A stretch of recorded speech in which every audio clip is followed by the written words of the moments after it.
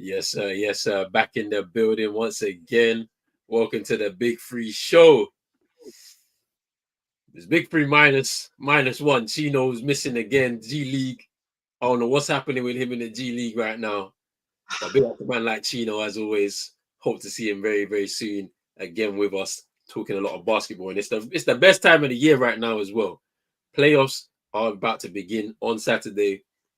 We know who the seventh seed in each conference are. But we don't know who's going to be the eighth seed in each conference, and that's going to be decided tomorrow night as the Heat take on the Hawks, and then Dallas take on the Memphis Grizzlies. So that's going to be very interesting to see who gets into those eighth positions in the seedings and all that good stuff right there. But look, man, like CM in the building once again with me. What you saying, bro? Listen, big up yourself, bro. Everybody inside. My head's just spinning, innit? And while this game of football just took place. So, yeah, man, I'm going to need to regain some composure. But the NBA playoffs are here. We've seen some great performances already.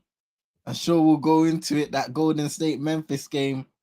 We saw some closing by Steph Curry and a great matching performance by Jimmy Butler as well to bring that game home. So yeah, man, there's a lot to talk about. Departures, incomings as well. It looks like the new general managers are on the way also. So yeah, man, let's get to it. Let's get to it, man. Oh, I know everyone's on a hype right now, man. That was a mad game for United just to win that game just in extra time. We literally had to delay the show because of that. But make sure people that you hit that like button, subscribe button as well if you hit the notification bell, all that good stuff right there. Let's start off. First topic. We got hit with some more news, Another coaching change. This one, I can't lie, it was on the cards just because of how bad the season was for the Phoenix Suns. But Mike Budenholzer, an Arizona native, was brought in to bring a defensive style to the Phoenix Suns. And I think that clashed too much with the players that they had at their disposal. And we've seen the clashes happening between the coach and, well, mainly with KD, we've seen those flashpoints, but I'm sure it would have been happening across a lot of players within that dressing room. And it's resulted in him losing his job. Obviously, a losing record as well for the Phoenix Suns this year. Yeah. Finishing 11th in the conference. Now we're in a situation where the Phoenix Suns will be going out there looking for a new head coach to start the next season.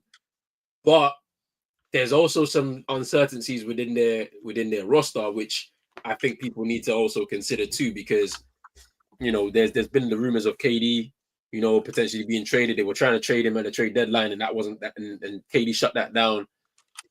You're looking at Bradley Beal's no trade clause and what you can do with that, and then Devin Booker as well. Like, what do you do there? Because I kind of hold I shine the torch on him. I'm like, yo, you are the guy with the keys to the franchise, and you're not performing well. They may have to look at you. But what's your thoughts on this, bro? Like, in terms of Budenholzer, being fired, and like, where did they go from here? Because I know we've spoken about them a little bit, but now where it's confirmed, now the season is done for them. They have nothing to do with the postseason. They are finished. So what do you think, bro? I mean, it's tough. It's tough to see what direction Phoenix can head in now. Kevin Durant seems like he's already out of the door. People are speaking about Houston as a potential place for him to go to, and there's been some noise around that for quite some time. Yeah, I guess we'll have to wait and see when the off season truly comes and things take shape. But Mike Budenholzer, it hasn't been a great season for them overall, for more reasons than one. Of course, we've spoken about the disagreements. As always, when coaches are out or when players get traded, these articles come out and these strange kind of quotations come from these articles. So the strange one that a lot of us saw was apparently Mike Budenholzer telling Bradley Beal to play like Drew Holiday. And I was like, what kind of foolishness is this? I need to see whose source gave the person who wrote the article this, because I just chuckled and kept it moving. Because if that's the excuse you're gonna put in the article as to why players don't respect you and the coach needed to be sacked, then you need to reevaluate the situation here, because there were a lot of problems in Phoenix in this regular season. And the onus, it falls on ownership, it falls on the front office, and of course the leaders in that team, you know, the Devin Bookers. I know you've been critical of Devin Booker this season, based upon the responsibility that he should have in leading this team to success. Bradley Beal, of course, I put a lot of responsibility and blame on him. I know there have been injuries along the way, but I feel like, you know, with what it took to obtain Bradley Beal, we all know it was far too much.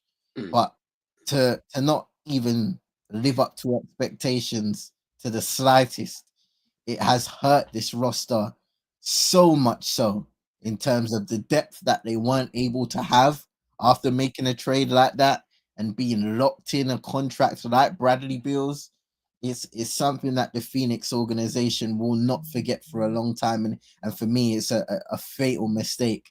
I mean, you have Matt Ishbia talking about we will win a championship. You know, there's no belief. There's no belief, bro.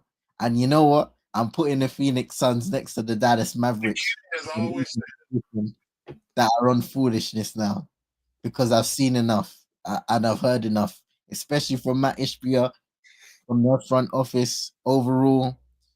The direction, there is no direction. It's directionless right now. And, you know, I feel like a broken record when I've said this, but to look at where they were all the way back in 2021 to now, it has been a calamitous downfall. When you look at a team that was a contender and a team that looked like they had a bright future for at least the next few years, and that roster, they just took their time and deconstructed that roster bit by bit by bit. Everything that, you know, they embodied is gone, and they put trust in 3 offensive stars, quote unquote. I'm not quite sure if you could call Bradley Beal a star, and Devin Booker's wavering, heavily wavering right now. So yeah, and with Kevin Durant leaving, what is the guarantee that they will turn things around next season? I don't quite see it at the moment. I've been like super critical of Bradley, not Bradley Beal, Devin Booker, because I feel like out of everybody, he has to shoulder a lot of that responsibility. Like, you didn't win that championship in 2021 after losing to the Bucks. There was a young core group of players there. The ownership decided we need to just go for broke and go and get KD out of a situation in Brooklyn. And in my eyes, I think KD walked into that dressing room and said, Bradley Beal, this is your team. I'm going to follow your lead. And it just never happened. KD, in the time he's been in Phoenix, has been a better player than Devin Booker. This is hands down facts. Like, we can't even lie, right? So in my eyes, I'm like, okay, now we have to start looking in his direction.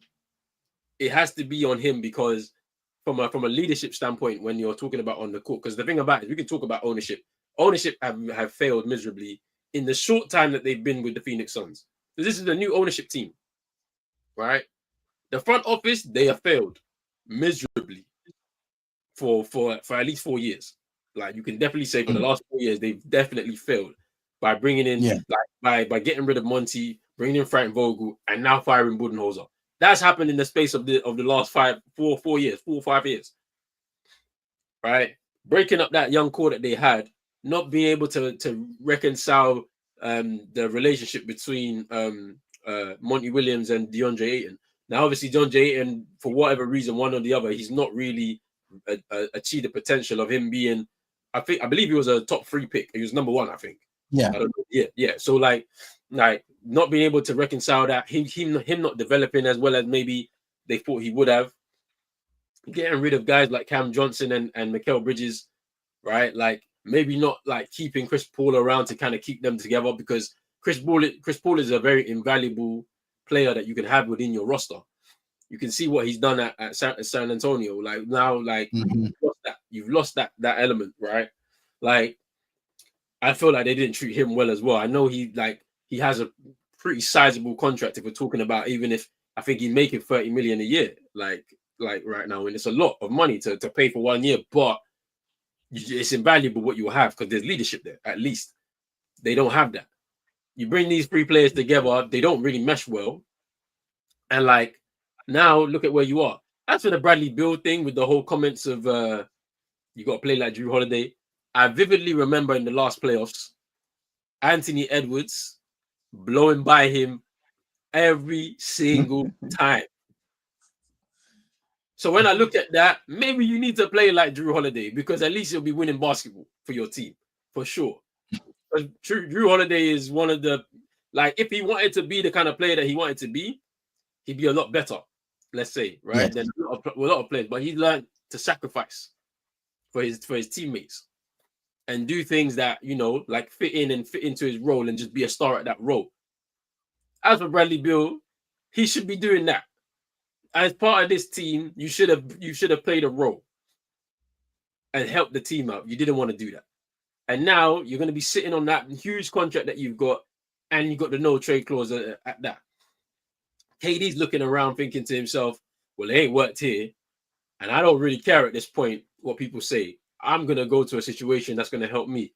Is it the Rockets? I don't know. It's going to be interesting to see how the Rockets fare in that series against the Warriors, and we'll speak about that in a little bit. But they may be looking at him as the missing piece to take their team over to the top. I don't know, like, because I reckon they're going to have to give up something for KD, a lot for KD. I don't know what that will be. It's not going to be.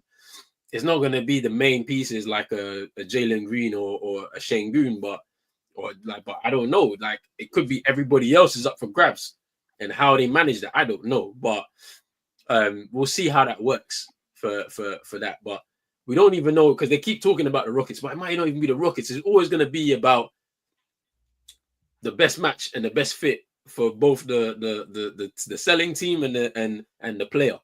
So we'll see what happens there.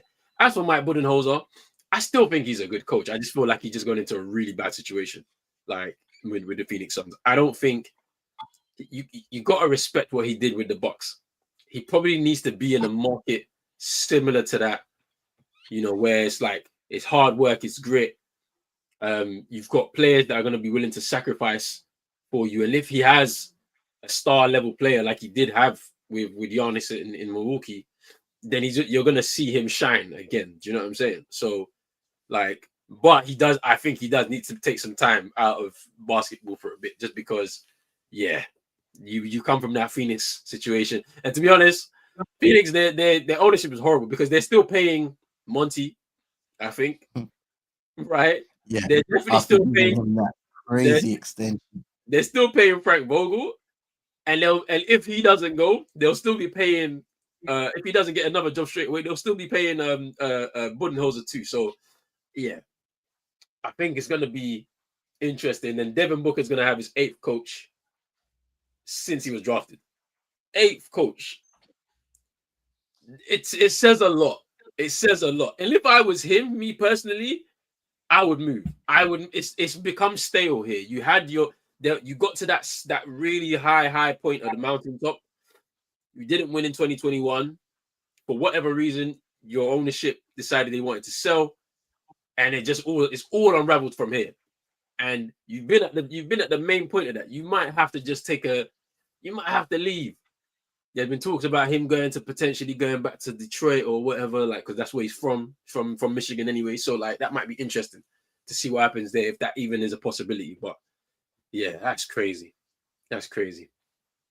Big up to everybody who's watching right now. Big up to Big Task at hand. Yo, Knicks sound ready for what? Yeah, they're ready. That's gonna be a tough series against the Knicks. Against the Pistons, sorry. It's gonna be good for us. We're gonna be watching. But big up yourself, big up, man. Big up to Super League saying another defense league. I won't lie. I won't lie. When the penalty was being the penalty, yeah, it was looking a bit peak. He's lucky. He had cramp as well. Cramp for what? Anyway, Yeah, anyway. it's the run over to Amarim. He had cramp. I can't believe he had cramp. That's crazy. But big up to Super Nick as well. Right. The next topic. Let's get into it, man. This is a good one. The Warriors snatched the 7th seed from the Memphis Grizzlies. It was a really good game. I think they won 121, 115. I believe it was. I watched that game back. It was a really good game, very close. Desmond Bain was shooting lights out for the Memphis Grizzlies, just taking the team on his back. Because Ja Morant had a bit of an ankle issue. He ran over his ankle, so he was in and out of the game for a little bit. But then, big nights, Jimmy Butler, Steph Curry, to be able to take their team over the line, snatch that 7th seed, and they got their first round matchup against the Houston Rockets. Bro, what do you think about this? That game and how they was able to kind of control it towards the end to make sure that they would get through to that 7th seed. And what do you think of their chances going into these playoffs? Because from what I saw, I was like, at home, they're going to be a problem. At home, they're going to be a problem. You know what? It was interesting because Memphis got off to a decent start and Golden State quickly clawed it back in that first quarter. And they were able to kind of add on to their leads slowly. But the game was getting away from Memphis. And as they started to claw it back, Desmond Bain was a huge contributor to getting them really back into that. In the third quarter, he scored 11, 4 of 7 from the field. So he done a great job from the perimeter and elsewhere of getting Memphis within reach of Golden State, because we know at their very best, the Golden State Warriors can blow you away, especially if, certain guys are on song like Steph and co. Jimmy Butler made a couple threes in the game as well, and he doesn't take a lot usually. So it was one of them games, but the closing was just spectacular. Ja Morant, when he was in the game, he was getting tough buckets like you'd expect him to. And it's a big game for Memphis. And with their season on the line going into that one against the Dallas Mavericks, it's a must win to get that 8th seed and to see, to play the Thunder if they do go through. So that would be a difficult one as is. But speaking on Golden State, Steph Curry playing at his very best, closing the game in style, making just ridiculous triples, getting it done all over the basketball court. And Jimmy Butler as well, you have to give him a lot of credit for what he did throughout the game, scoring wise, getting to his spots, playing with patience, even on the defensive end, getting crucial steals, and those can be the difference in very close games, which it ended up to be. Steph had 15 in the fourth quarter, and you may have not seen it, but gave them a night essentially. So it was a really good game, and this is the reason why this part of the season trumps all when it comes to the NBA, because the stakes are as high as ever. The referees more times than not just allows the game to flow, and the players are at their very best form wise, and we saw that from the Golden State Warriors.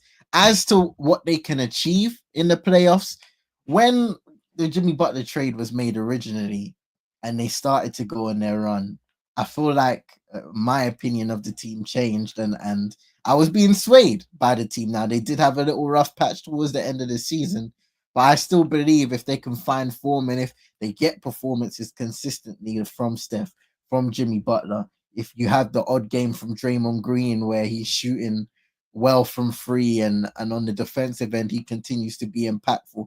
And then the guys around the team, the Pozemskis, the Moses Moody's, the Gary Payton the seconds, the Buddy Hills can have a game here and there. If those guys can contribute on a consistent basis, it will be an interesting series against the Houston Rockets, who, for all of the praise they'll get for finishing second in this competitive Western Conference, they're walking into the unknown now. It's a different atmosphere. They're going up against a team with vets who have been to these positions on many occasions. For Steph, for Draymond, these guys have been multi-time finalists. The same with Jimmy Butler. Steph, multiple championships with Draymond Green and co. So these guys know how to win. They know how to get the better of you in a 7-game series. Same with Steve Kerr in terms of his coaching and his coaching staff. So it will be interesting to see somewhat a matchup between the new guard and the old guard, even though there is a bit of veteran presence on the Rockets and championship experience, most importantly, that will help them go up against and manage those tough moments, which are guaranteed to happen in a 7-game series for however long it lasts. So when it comes to Golden State championship aspirations, I'm not 100% sure, because for me, and it seems like it's always the case when it comes to the Western Conference, who can stay the fittest, who can make the best adjustments in a 7-game series to match their opponents and get the physical and mental advantage over them. There a lot of things have to go your way to make it even to the conference finals, to battle it out for one of those spots to represent the West or East. So it's a long way to go, but they have the players on the team to be able to win games, most importantly, and impact games on both sides of the floor, defensively, offensively. And those are the things you need in order to go far, in order to win championships, in order to win series. So I wouldn't write them off at all. You know what's interesting, right? Like, I watched the game that they played against the Clippers just before the playing game, the Warriors, and it was interesting to see them match up against a team that has like a similar level of experience and, like, some really good players as well to match up with them. And I think that's where it's going to be super interesting to see them. So that's going to be interesting from that perspective. But I think also, them getting into that 7th seed, I think they would have they were happy to take that route, right? Yeah. But looking at this Houston Rockets team, I'm kind of looking at it very similarly to Sacramento a few years ago when they played them in the playoffs in the first round, and it went 7 games. A young team, right, who had a little bit of experience, like kind of like sprinkled within it, and they were ready. Like, it was a long time since they've been in the playoffs, and they were ready and primed to take on this Golden State team who have their veteran presence and have won the championships, but they were ready to go for them. I do think that the Warriors, if you look at it from a real perspective, they do have a chance. Like, watching them, I'm like, there's just too much history here. You've got Steph, you know what he can do. Draymond, you know what he can do. Jimmy Butler is desperate to win. The roster is a little bit, I don't know. It's like, it's up and down. Like, I think Podziemski is a really good player. I like him, and the fact that they didn't give him up when acquiring Jimmy Butler is big. Kuminga coming back from injury should be interesting. Buddy Hield, has the ability to shoot some threes off the bench. Gary Payton's a championship winner, so he knows the system. He knows what he's expected in this team, what his role is. So I wonder what that's going to look like, when they start to go deeper and deeper into the playoffs. And like, I look at it and I'm like, I can't lie, as a Celtics fan, I'm like, I need that revenge game. I need them to come out the West so we can eventually I need it. Like, I just need to say that, all right, so it's like when a boxer has won all the titles in his career, but he has one loss on his record. It's against that guy. He wants to go back and make sure he avenges that loss. It's the same thing here. Like, I have a feeling that could be a potential matchup. It was a great game against the Grizzlies. Grizzlies are unlucky to, not get that win on the road to get themselves that 7th seed to take on the 2 seed. But, is what it is. Steph and Jimmy are going to be a problem in these playoffs. So the way that Jimmy Butler plays, like, there's an extra dimension to the way they play now, right? Because of the fact he can operate on the inside, right? He's buying fouls, he's getting to the free throw line. Like, there's so much there in terms of, like, the variation in their offense, right? And I think them three together, Butler, Steph, and Draymond, there's just a competitiveness and a willing to win that's going to take them over the line in moments when, you may not expect them to. But I do think that series against the Rockets is going to be tough. I don't think it's going to be a cakewalk just because there's some inexperienced players in there. As soon as they get into the playoffs, they've had a week off. They're ready, and their young kind of like youthfulness within their roster is going to show up in this series, and it's going to be exciting to watch. I can't lie. But big up to Big Task at hand saying Golden State has the experience to get past the first round. Houston's still a young team, so they have time. It's true. But I still think that it's going 7 games. At the very least, it's going 7 games. I can't see it being that much of an easy first round for Golden State. All right, next topic. The Orlando Magic. They beat down the Hawks in that game against in the 7-8 game, and they take on the Celtics. What do you think about the Orlando Magic, man? Because watching them against the Hawks, I watched the first 3 quarters. I fell asleep in around the 4th quarter. The game was done. Obviously, Paolo Banchero coming back from injury. Where he missed a big chunk of the season. Franz Wagner was holding down the fort during that time. They was able to secure that 7th seed a couple games before the end of the regular season. They go into that game against the Hawks at home, knowing that you win, you're in. And from the off, they showcase what they can do, right? They are very awkward team to play against because there's a lot of size within that roster, right? Obviously, they've got the 2 talented players there, but then you've got other young players who also can contribute. So Anthony Black, 2nd-year guy, he looks like he's got something in terms of his game, right? Obviously, they got KCP, who they acquired from Denver at the start of the season. And then, there's a number of guys that can come off the bench and do damage, right? Even with there's injuries with Mo Wagner and Jalen Suggs. And that was the thing that Orlando couldn't contend with. The Hawks couldn't contend with, just the physicality of this Orlando team, right? The size of the Orlando team, they was crashing balls like crazy, and they're really good at offensive rebounding team, for example. So they keep up the second chances. They're not really great from shooting from 3, but the last 2 games I've watched them, they've actually shot well from 3. So I don't know. It's a bit weird. They have the ability to be able to turn it on when the time is going, and I feel like I saw a slight evolution in Banchero's game where first quarter he didn't score. He was 0 for 5 or 0 for 6 in the first quarter, right? But he was still impacting the game in a positive way, right? And that is an evolution of a player where you're expected to score and you're not scoring, but you're still doing things to make sure that your teammates are in positions to score and help and contribute on the offensive end.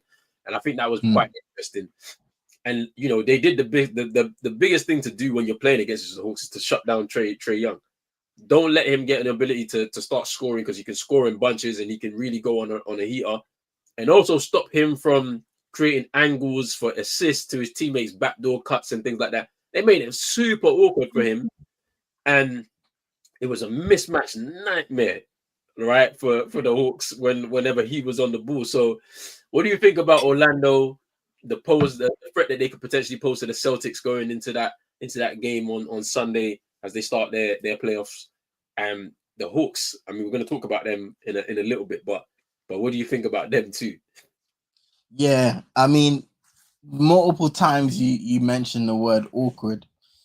Orlando, like you said, with their size, can be a challenge to kind of manage defensively, but also that awkwardness can be reflected on themselves offensively. When they go up against the wrong matchup, they can be exposed. We saw that last year in the playoffs somewhat, where offensive trips were, especially in the half court, were extremely difficult.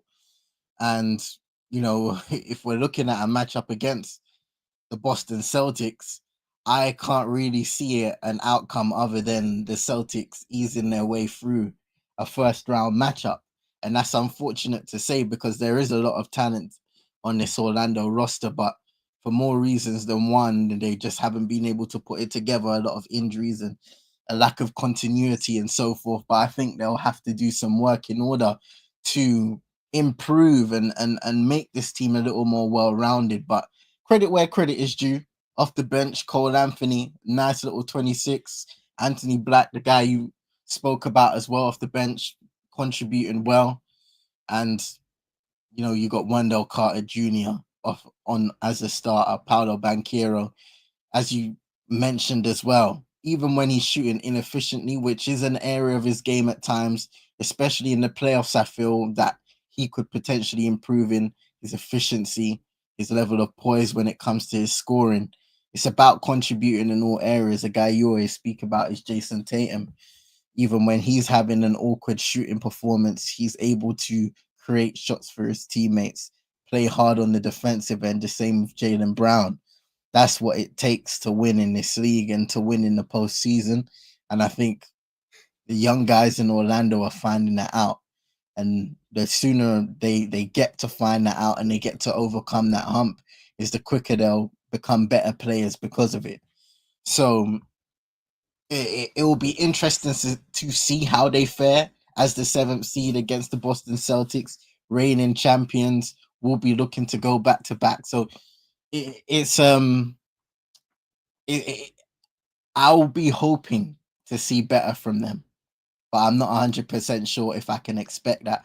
With the Atlanta Hawks now, I mean, that's another franchise for me that's directionless, led by Trae Young, and Trae Young is a player who I appreciate for his ability to play make.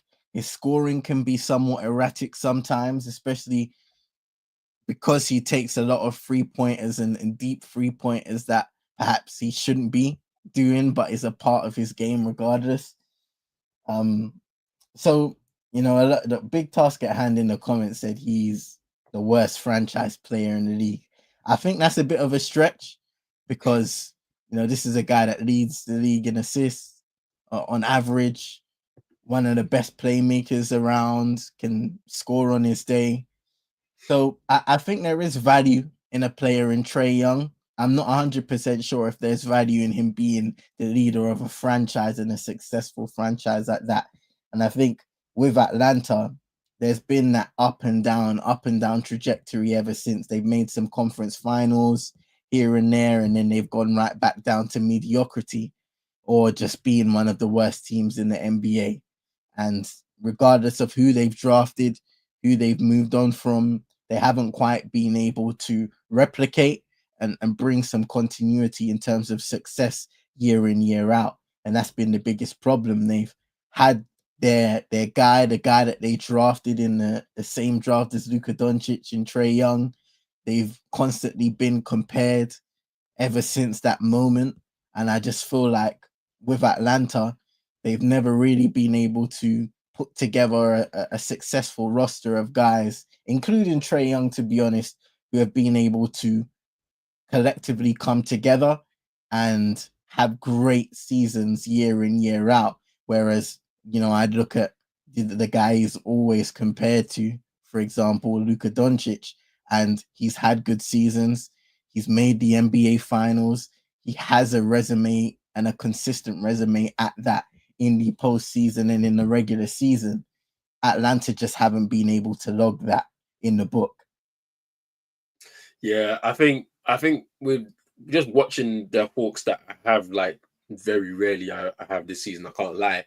I think they were trying to build a roster at this point that would protect Trae Young's deficiencies on the defensive end. Yeah. And I felt like they had it like down. Unfortunately, Jalen Johnson gets injured during the season. And I feel like he's a big miss because I think he was going to be most improved player. Based on the way he was playing, he was really good this year. And watching them, especially in that the NBA Cup semifinal against, I think it was against the Bucks, where Giannis he went on a mad run towards the end of the game and won it for them. Right, watching them in that first quarter, second quarter, I could really see the identity of this Hawks team was really based on their defensive work and how they were trying to hide that deficiency from Trae Young. Basically, everybody was locked in, on the perimeter. Trae Young was just kind of in the corner doing his own thing, waiting for a steal to happen, which would usually happen from a Dyson Daniels kind of like combo type of thing going on. Steals the ball, and then Trae Young is in transition open, to score. Like, that was their game plan a lot of the time. And I just feel like Trae Young just kind of I felt like he just felt out of place with that kind of style. So now it's resulted in them, tailing off for the rest of the season.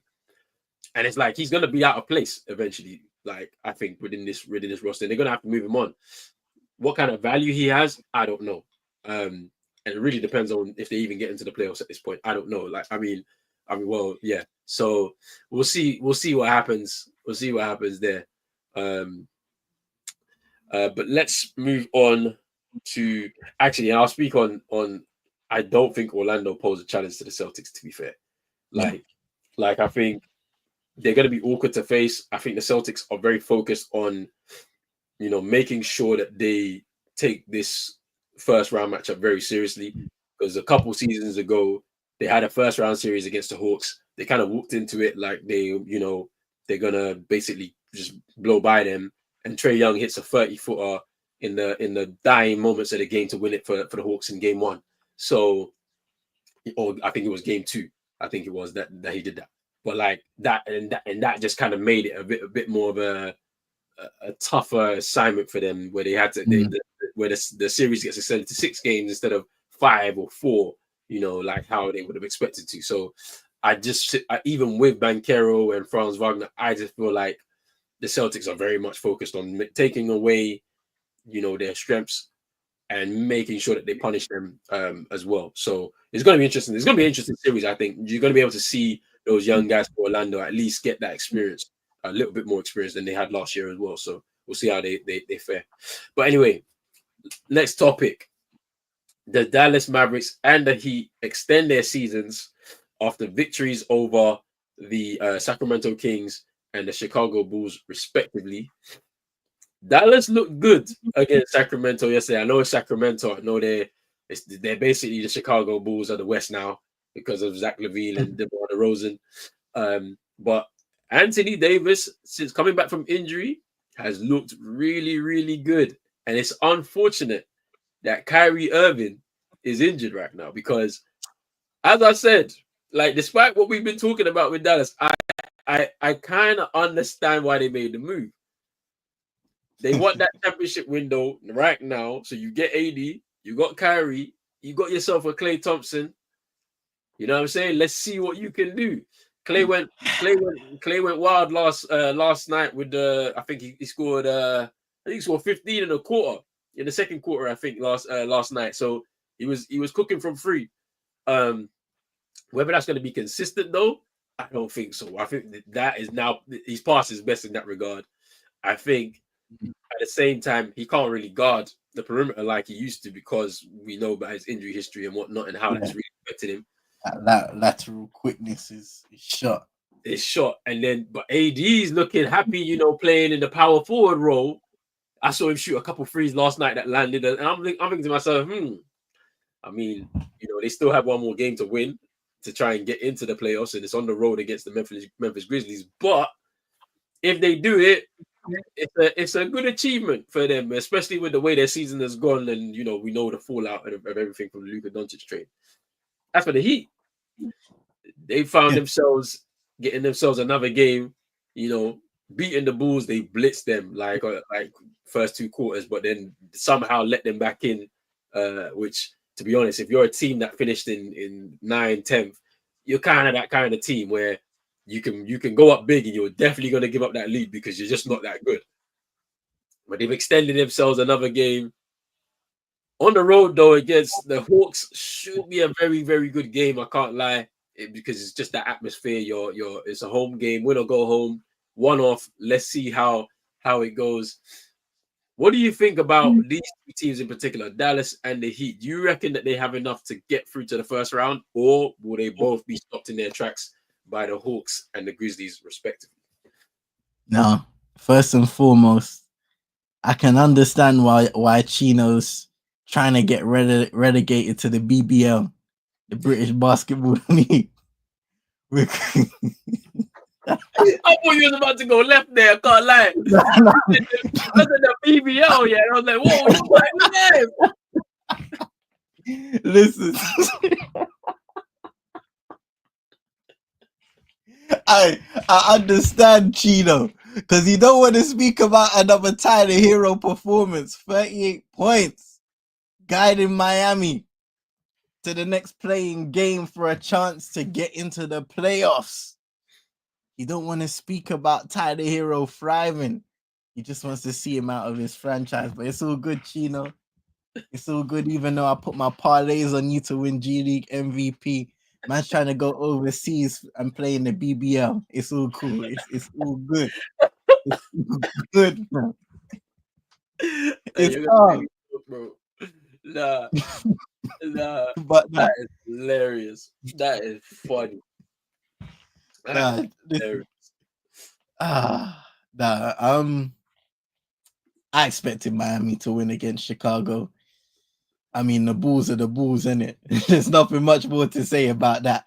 And the Sacramento Kings, it's a similar thing. That franchise is going down. I heard actually that they are looking to bring in Scott Perry as the new GM. Yeah, I seen over that there over in the GM, and he has a long track record as a general manager in the NBA. So it will be interesting to see what exactly changes, because if I'm not mistaken, I saw that he was there previously for a short spell. So yeah, Sacramento need a change up. That little stint that they had lighting the beam was nice and all, but the beam can't be lit anymore, man. That gimmick is over, long over. Crazy. So yeah, things need to change in that regard. And I mean, here's the thing, right? We spoke about, because I'm seeing Nico Harrison talk about no regrets. Championship window.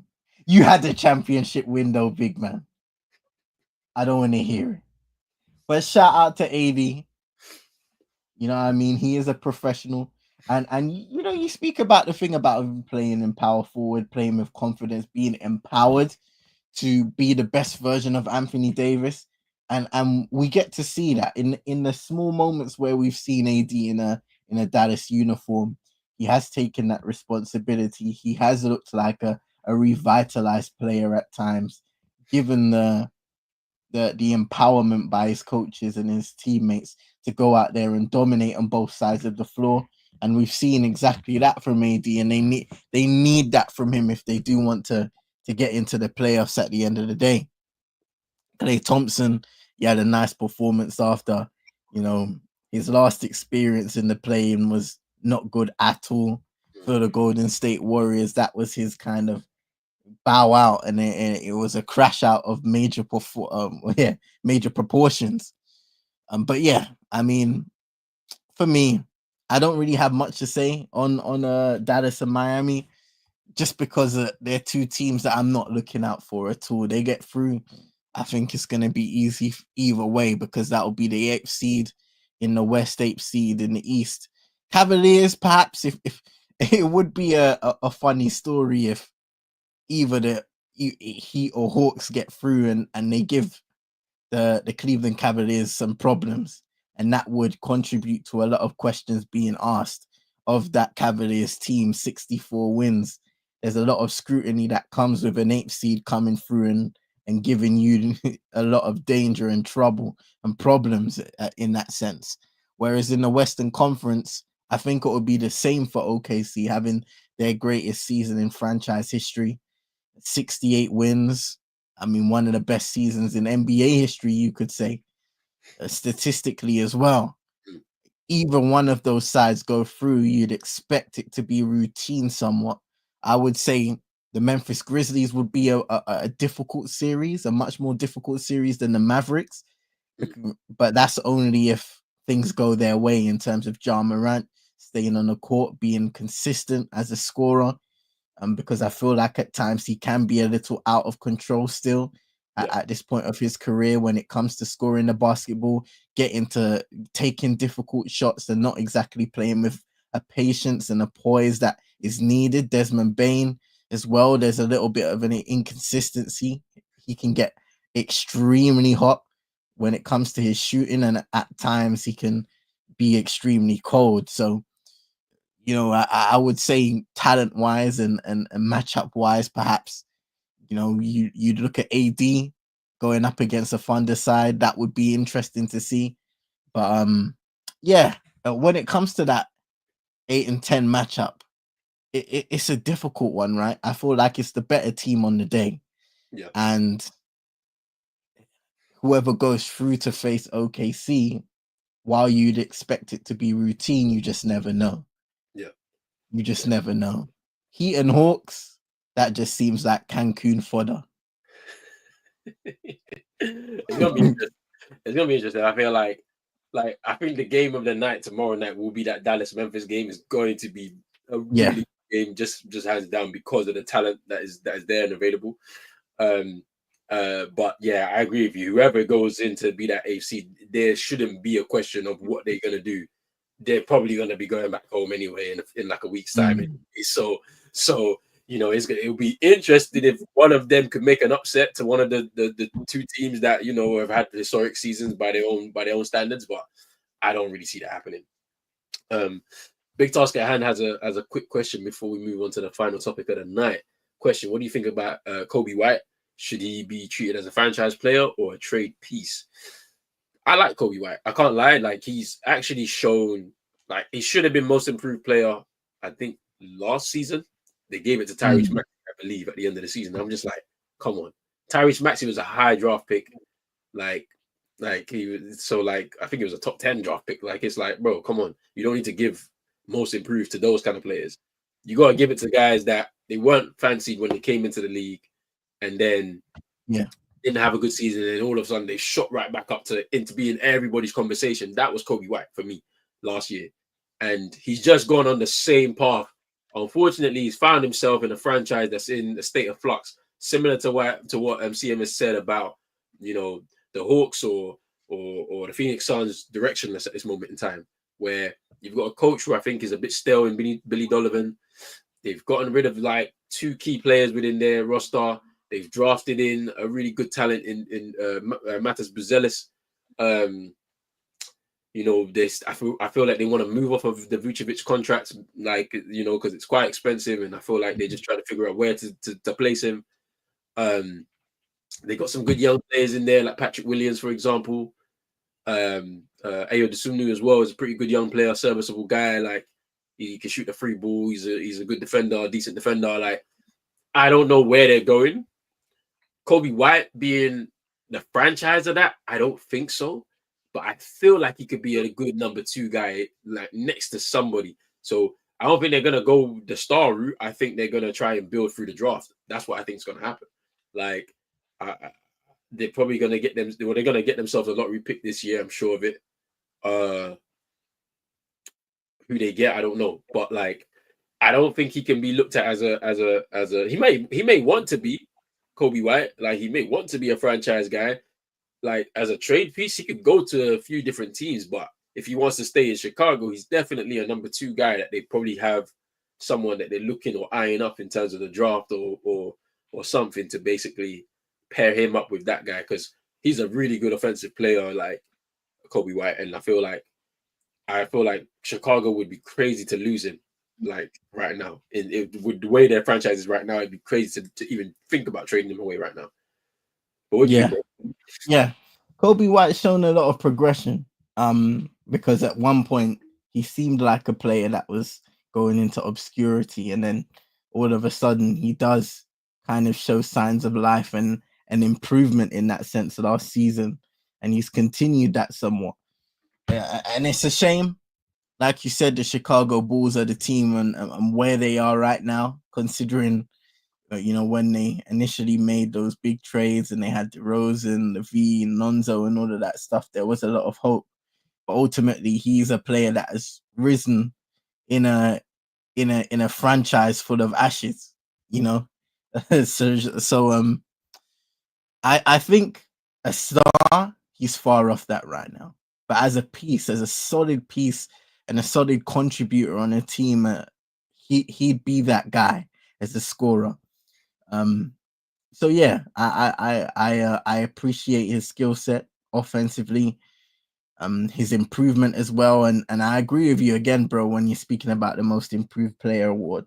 For me, those should be players who nobody expects to make jumps. You know, for some reason we've kind of gone into this ideology where before the season we speak about who's going to be the most improved player. That should already disqualify, because Yeah. if we're speaking about guys being the most improved player, then we already expect them to do well somewhat, to do much better than they have, and to continue their progression.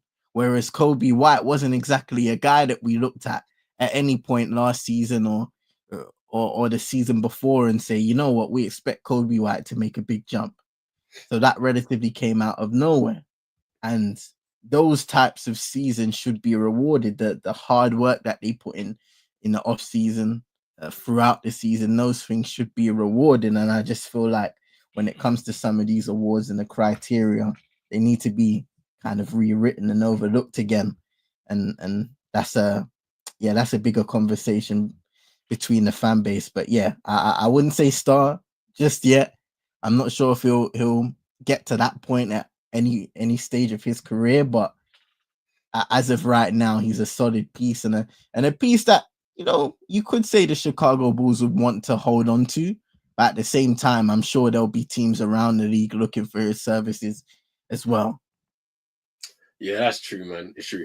It's true. But look, last topic. We're gonna quick fire this because I know it's late because we started super late. Big up to Riri as well in here. Big up yourself, Riri. But let's get into. Actually, wait, what am I doing? All right, cool. We're gonna share my screen. We're gonna have a look at the bracket because it's gonna be an interesting one. So we obviously got the playoff bracket nearly there, but we're gonna go quick fire, right? Like, let's talk about the Eastern Conference first, bro. I need your predictions. I'll give mine, and then we're gonna end the show and get out of here, get some rest over this long weekend that's about to begin and all of that.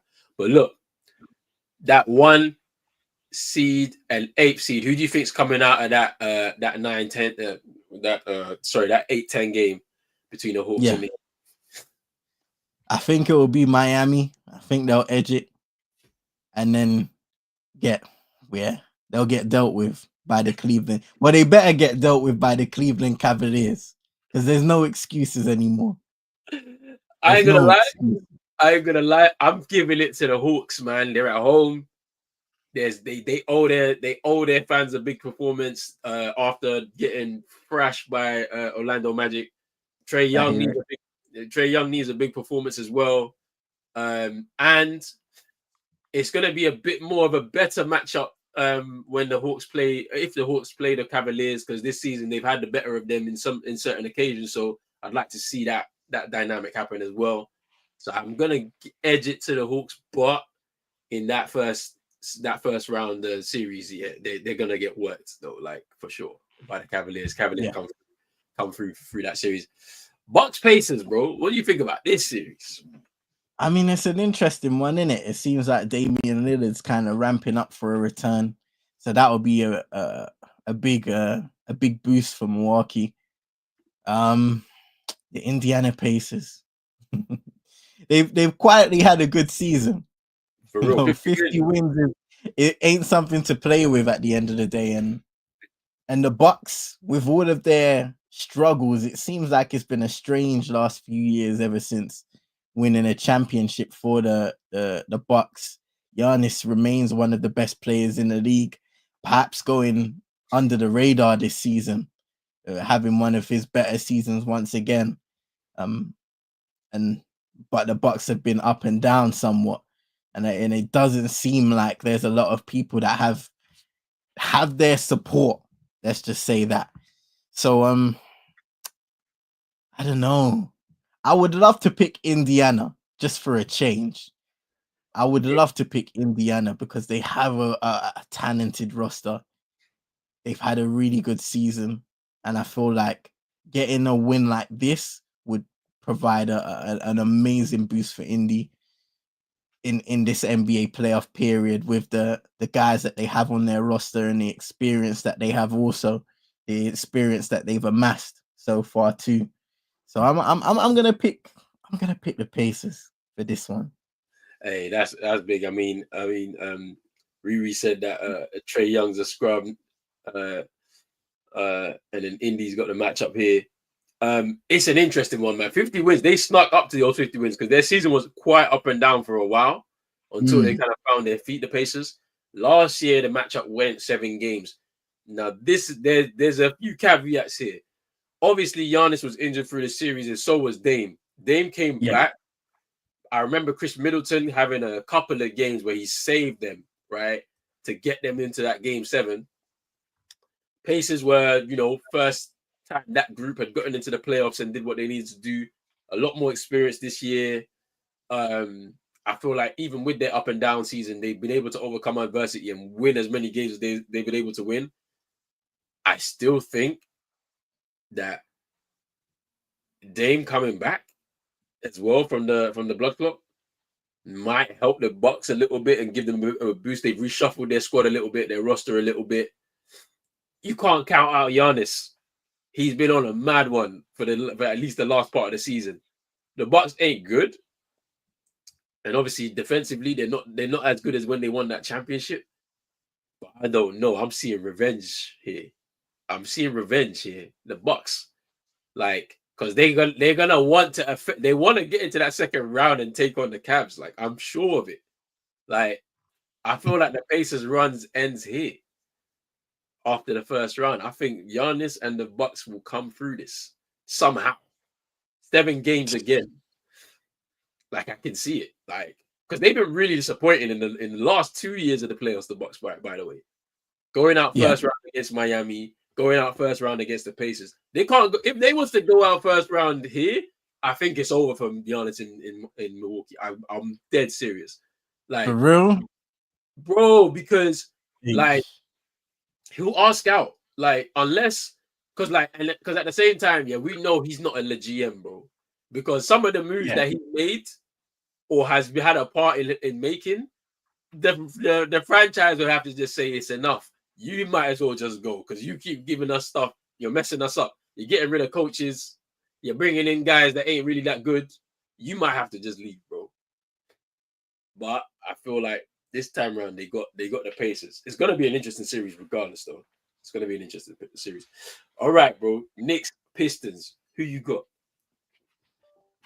Hey, I'm not gonna lie. I'm gonna pick Detroit. I'm feeling Detroit, man. The New York Knicks. They've had and you know what? Maybe I'm being harsh on the Knicks, right? Because I feel like in a matchup like this, they'll be able to handle business. It really is. It's been the top sides of both conferences where they've truly struggled to flex their muscles, the New York Knicks. But I could see a team in Detroit coming through, giving them problems like they've had in the past. And if things don't go their way exactly, is Tom Thibodeau and co, will they be able to make those appropriate adjustments? You could say yes, you could say no. So even I'm thinking about a mid adjustment to my predictions because I'm like, this should be a Knicks series. Should be a Knicks series with the talent that they have on the squad. So I wanna show some respect to big task at hand. And I've already picked the Pacers. So maybe I'll backtrack and say, you know what? I'll give this to the Knicks. It should be a Knicks series.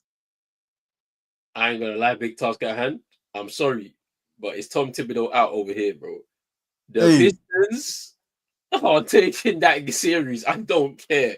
The reason why is because you know how they're going to be moving super aggressive. They're going to be moving super aggressive. When I tell you that Cade Cunningham is saying that this is my stage, I'm telling you it's happening, bro. It's happening.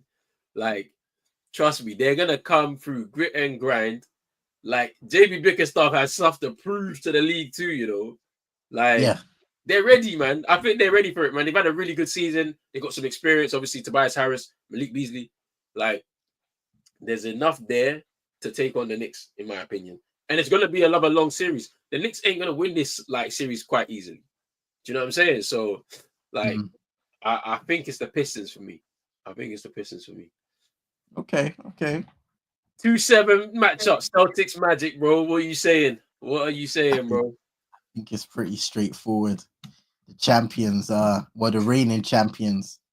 They should make easy work of our friends in Orlando. Yeah, there's nothing else to say. I feel like the Celtics super focused. They're not gonna take this matchup lightly. They're gonna do everything they can to make sure that they beat the Magic. So that's it for the East. Right, let's start Western Conference. Mavericks Grizzlies, bro. 8-10 matchup again. Who do you think takes that number 8 seed? And then who do you think what's going to happen in that first round matchup against the Thunder? You know what? Oh, it's tough. One. It's tough, man. I'm picking. I'm gonna go with the Grizzlies. I'm gonna go with Grizzlies to face OKC, and OKC will overcome Memphis in round 1. I'm gonna agree with you, bro. I feel like Grizzlies at home with the talent that they've got is gonna be overpowering for the Mavericks tomorrow night easily. Like I feel like the Mavericks season ends here, and Nico Harrison will have some more questions to answer in the press conference, bro. I can't lie. He's gonna be out here. He's gonna be doing it from Zoom, bro, because he's not gonna invite anybody. Gonna have man doing up throwbacks to Disneyland and that. He's doing it on Zoom. I'm telling you, fam, because there's no way that if they lose tomorrow night and don't make the playoffs, he has to answer more questions, bro. Because you're doing all these press conferences yesterday or 2 days ago. Today, tomorrow, if you don't win, there'll be a press conference on Saturday, but this time it's on Zoom. I'm telling you, fam. I'm telling you. But yeah, I feel like the Grizzlies will beat them, and then they'll lose to the Thunder in that first round matchup. It's gonna be tough though. I feel like, for the Thunder, that for a first round matchup to be going up against Ja in the squad, like it's a bit awkward. I can't lie. Like you're like, I don't know. Like, but I think the Thunder will find their feet first couple of games because they're at home as well. And if they get 2 wins, it could be all over within the next 2. So let's see how that goes. Nuggets Clippers, bro. 4-5 matchup. What do you think here? This is a series in the making, I'm sure. Bro, I'm sure. The next 2 series that we're looking at right now, serious. Nuggets Clippers. Hey, the Clippers have had an underrated season. Another team that's gone under the radar. When you think about Norman Powell and his jump this season, especially after Paul George's departure, Kawhi Leonard kind of ending the season strong, looking healthy. Question mark continues, of course. But the Clippers are in it. Zubac having one of his best, if not his best season in the NBA, a Defensive Player of the Year candidate.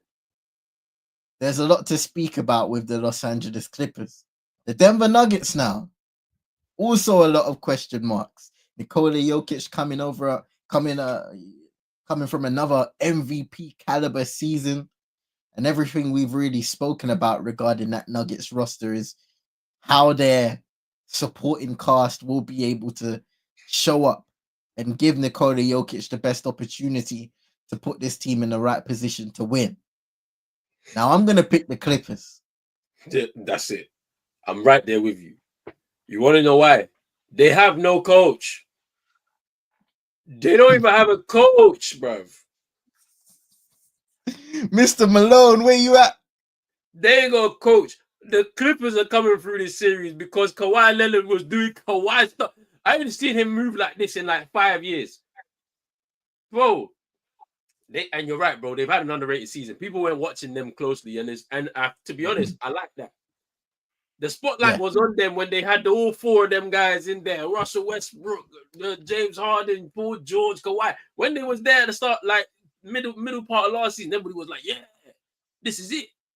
But nah, addition by subtraction has led them into the position where they've got 50 wins, and Kawhi is healthy heading into these playoffs. Finally, you can say it after 4 or 5 years, and they're going up against a team that has no coach. I think the Clippers have got this series, in my opinion, too. I can't lie. And we've got to show some respect to James Harden as well, because he's held it down with this Clippers team. For sure, man. For sure. He's never missed the playoffs in his career. Like, that's something that people can't speak about. Like, to be honest with you, because if we're being totally honest, I feel like the Lakers have the Lakers missed the playoffs since LeBron's there? I'm not sure. Have they? I feel like no, they have. They've been there every year. Yeah. There's been a couple of there was a play-in that they made it, and then I think they lost first round to the Phoenix Suns. I think so. But yeah, they've been there. But yeah, he ain't missed the playoffs in his whole career. Like, you know what I'm saying? 16 years. Like, that's big for James Harden. I feel like they've got something for the Nuggets in that series. Big up to man like Jez. Hey, it's that time of the year. We're here now, bro. We're here. I need that matchup in June, though. We might have to. OKC Celtics in June. Yeah, it could be serious stuff. The next matchup, Lakers Timberwolves. Now, this matchup here, I think it's going to be the series of the round, in my opinion, because you've got obviously Luka, LeBron. You know, it's Showtime Lakers, but then you've got the Timberwolves led by Anthony Edwards.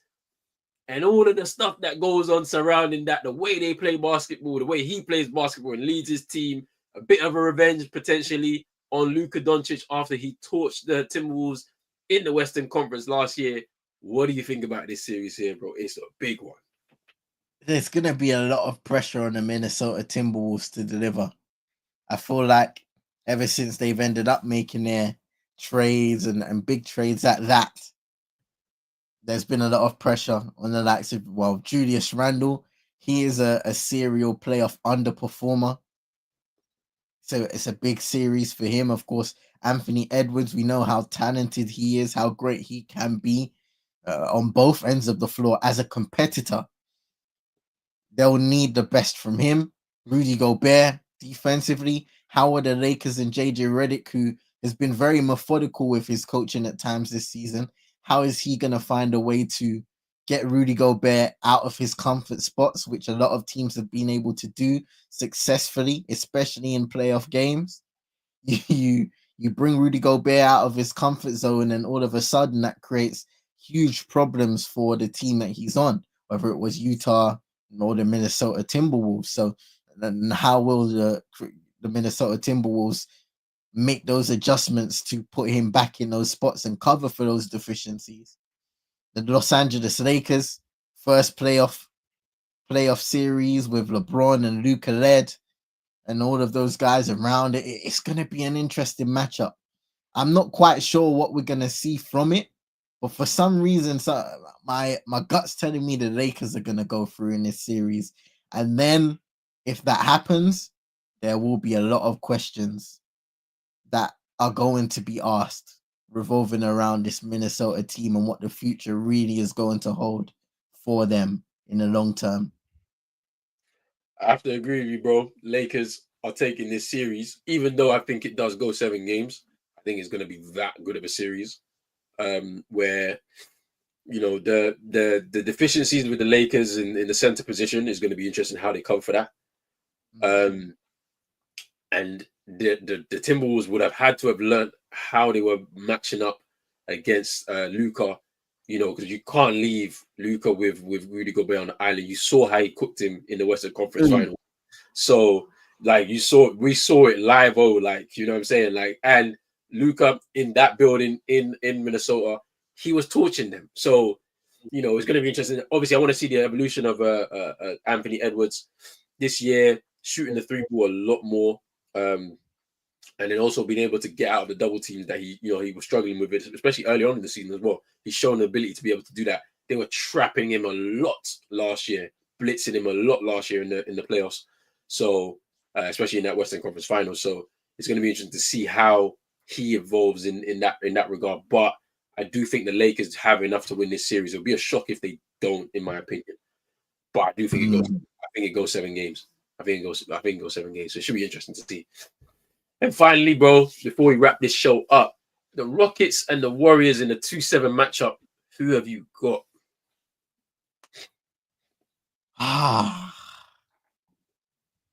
You know what? I did a lot of bigging up to Golden State. But I want to see the Houston Rockets rise.